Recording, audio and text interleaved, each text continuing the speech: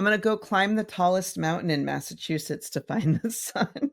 It's interesting you bring this up. I'm going to draw a quick analogy for all of our people who listen who are major Tour de France fans. Welcome to the Sole Proprietor Podcast. I'm Curt Kempton. And I'm Melody Edwards. Each week, we dive into the ethical questions that keep entrepreneurs awake at night. Whether you're building your own company or exploring life's big questions, you are welcome here. Hello, Melody. Hello, Curt. How are you today? I'm feeling a little blah, maybe. It's a little rainy here, a little gloomy. Meanwhile, I'm sitting in a place where we have 364 days of sunshine. I'm so jealous, but I have heard it's a thing when it's been cloudy and drizzly. It's a week of this going to be. It's a lot for the humans. So I think we were made for sunshine unless we're sleeping. That's what I've decided. I can't tell you. I've been there. When I was a missionary for my church, I lived in a town called Trail, British Columbia. And when I was there, I think I got there in November. I didn't see the sun in November, December, or January. And I finally just lost it. And we had a car, but we only had you could only drive 20 miles a day, kilometers. So we couldn't drive that much. I just lost it. I drove to the top of the hill. There's a town called Roslyn right above Trail, British Columbia. We went above the clouds, saw the sun. And I remember that matters. You went to you found the sun. How can I find the sun? I went to a mountain that was higher than the tallest. I'm going to go climb the tallest mountain in Massachusetts to find the sun. I don't know if it'll work for you. It worked for me. And I just remember that feeling of it is so cold and so warm at the same time. It was so wonderful. Yeah, it might work. I might just drive to the top of the highest mountain though. Okay, good. Yeah. So that being the case, we were just talking about what are we talking about? Even though we have a sheet full of topics, they seem pretty deep. This is a short episode. And today I'm feeling blocked, feeling like there's a lot just rumbling in my head, and there's not a lot of creative flow happening. Yet, as an entrepreneur, your vision is supposed to just be this constant propagation of idea flow and creativeness and all that. Wait, what's my vision again? So now you're not being a good entrepreneur because you have a block day. So you might as well go sign up, get a W-2 somewhere. You're done. It's been 3 days. Definitely given it some thought. I will say one thing I'm very grateful for is that because I have an all virtual team, they don't know when I'm blocked or when I'm shiny, sparkly. And I have a lot of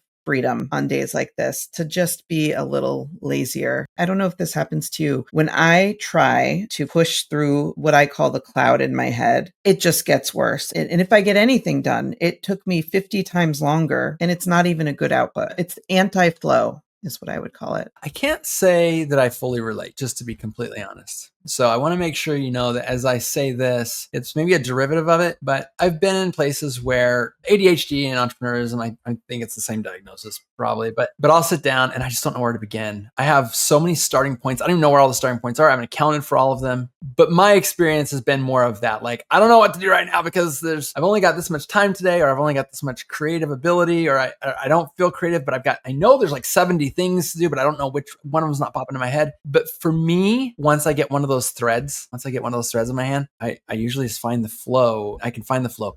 But unfortunately, I get my flow and then it's time for a meeting start, or it's time for someone comes in and needs an emergency. I'm saying creative flow, but to be honest, the thing I needed to do this week is not in my brain very creative. I just have to, we're having somebody do some landing pages for us. And I just had to pull all the information together.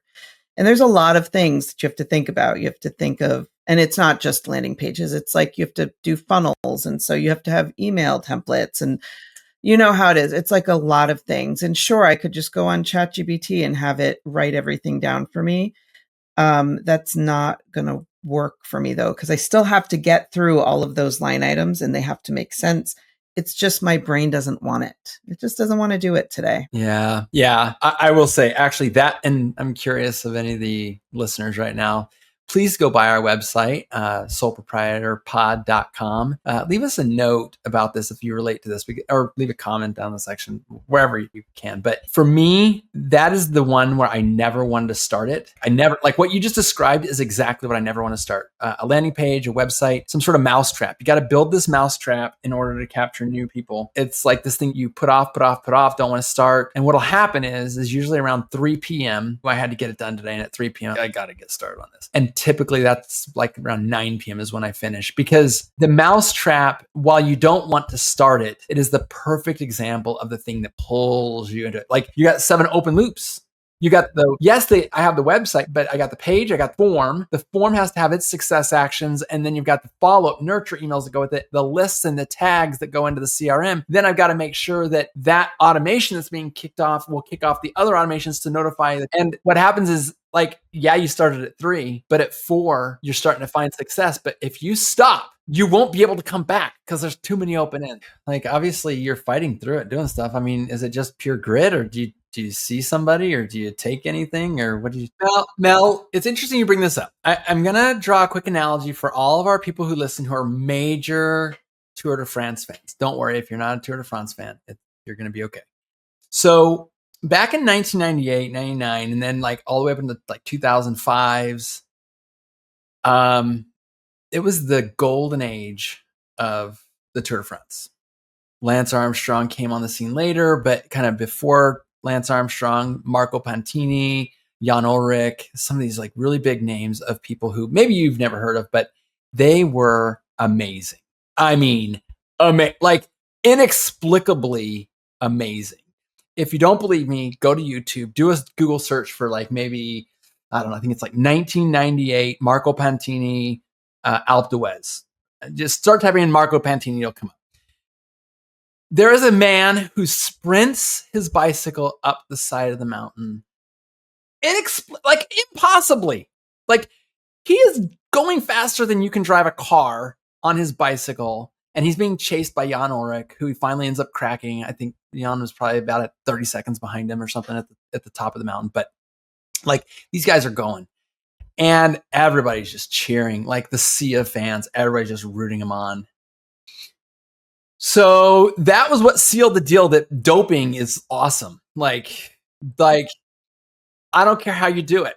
EPO, human growth hormone, blood doping. Take out some of your blood, transfuse it into yourself right before you start. Get yourself all doped up on your own blood.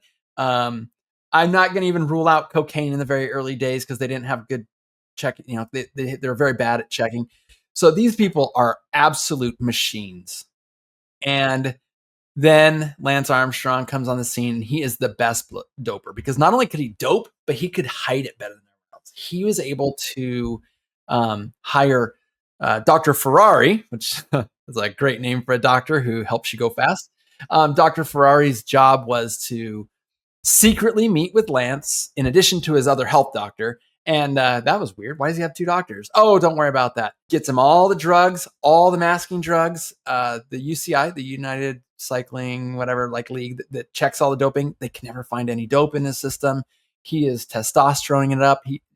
People don't know Lance Armstrong's only got 1 testicle. So he has to offset with extra testosterone just to get to normal levels.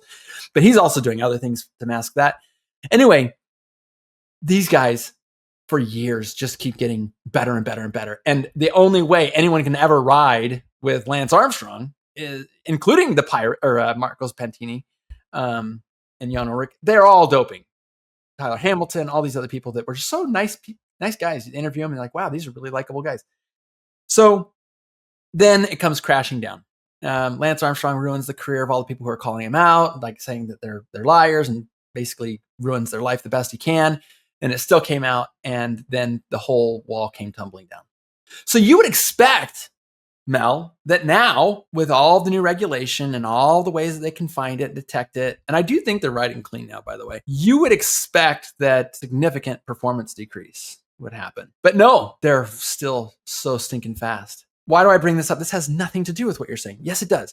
The reason I bring it up is because you talk about sort of life pre-concussion and post-concussion and sort of like when you're tired. And I was just telling one of my employees this morning, I'm older. My body is different now. Like I'm just not the same guy I was when I started my business. It's interesting that in the new era, bicycle technologies have changed and changed the game. Training technologies have changed. And it's different. Like it is different now. Please, I hope this ages well. Fully clean athletes who are performing, knowing what the human body can do under doped conditions. We're seeing people perform at really high levels. What does that mean for us as entrepreneurs? I think that we have to sort of look at what we were able to produce before. And I think we have to sift through. You talk about like, we need to have time to think, and I need to get out of meetings, right? What makes me effective? If I look back on what makes me really effective, I can't really think about all the meetings that I've been in and all the things that sort of filled my time. Just like maybe a professional cyclist can't look at like what they doped to do the training, but maybe like the actual training that made the difference, the actual part of the bike, the aerodynamics that actually matters, the part of weight in the wheel versus weight in the frame makes the difference. And just as you add up all the things that you get from your wisdom experience, what I think I'm getting from this is that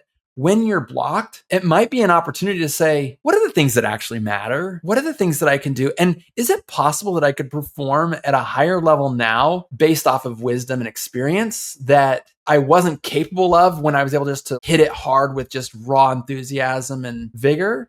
But I think the answer is yes. I think you actually can, but it just takes a little bit of like stepping aside and looking back and going, I'm not going to keep doing this. It's just not a good use of my time. And frankly, nobody cares. And it also just dawned on me, I'm talking about being tired, all of these things. I might be getting sick right now, and maybe this conversation is going to have a completely different, I'll be like, of course I couldn't do that stuff because I was on the verge of this thing. And I don't get sick a lot, but that's why I don't know. And it just dawned on me like the things I'm experiencing might be a little different right now, but we'll see. I'll know by like tomorrow what's going on. I do think that it's my wisdom that tells me when I look back at the things where I would spend 10 hours working on 8 hours, 10 hours working on a spreadsheet for something and then never look at it again. And I can't tell you how many times I did that over and over and over. I know that I did it because I thought it was important or that it mattered, but I also knew in my brain, like it was only going to matter if I used it and I was aspiring to use it, but it didn't mean that I actually would. And so the things that I try to make now are more like I either want to be just doing the very highest level thinking, like the fun stuff, the visioning, or I want to be doing only the things that I can do, which I know is literally the message that all people talk about when they are talking about being like the best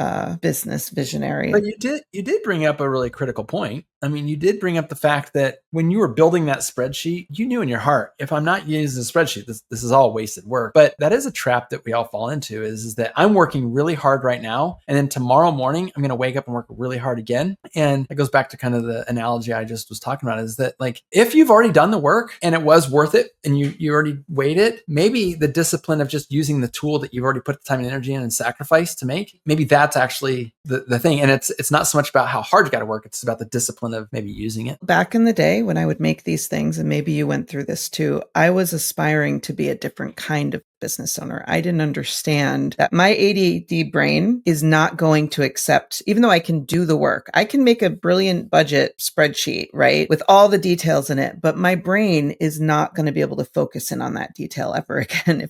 It'll take me like 20 minutes to just get it again, which is a lot of time to get back. And what I want now in my life are things that I can get quickly, usually very simple things. So how do you bypass that? How do you bypass the problem that you have with okay, I could build a spreadsheet for budgeting and blah, blah, blah, but I'm not going to use it. But you still have the budget. So what do you do to get around that? I hired somebody. Yeah, that's what I did too. Like a fractional CFO, you just pay money to somebody who will have an hour meeting with you twice a month. Who's passionate about what they do. Has their own tool. Yeah. And will just make it clear as day for you. But that takes a lot of practice to get to that point. Wouldn't you say? Like sometimes I'm still pushing to do things that, like I just hired this guy to do this funnel stuff for us because we've been trying to build our own funnels for so long and we're horrible at it. Why waste time? He's going to build us our templates now and all that kind of stuff. I don't know. Dan Sullivan didn't write the book, but he's the author of Who Not How. So he found a who to write a book for him. And who is Benjamin Hardy? Is that the writer? Yeah, he owes me a coaching session because I met him last year or the year before, and he said, "I'm going to coach you for free." I have it on video. I'll send it to you, but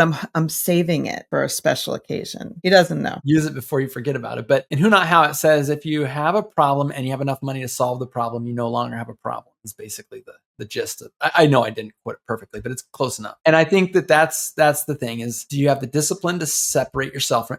In the very early days of your business, you don't have money. You have a lot of problems and you have no money, and you begin a pattern that will take you to the next place. That pattern will not take you to the next place. So that's probably how I would classify, this particular thing we're talking about is like, as you get wisdom, there's also, you become who you need to be to get to point A. Then you go ahead and let go of what got you to point A to become someone different to go to point B. And you have to do that again until you get to point Z. And it goes on. Maybe not core values. I know we've had discussions about this in the past, but I do think that like in operating principles, growth wise, but I think there's a certain point where you need to know who you are, your limits, which comes with experience and with, age. And I know what my limits are. I know that I could bump my head against a wall and try to do something and continue to be blocked. And that's what I would do if I still had that hustler mentality that I had when I was younger. And I still hold in myself somewhere, but I know that's not who I am. It's not how I am best. That makes sense. Like some people are just what you would call a rock star hustler,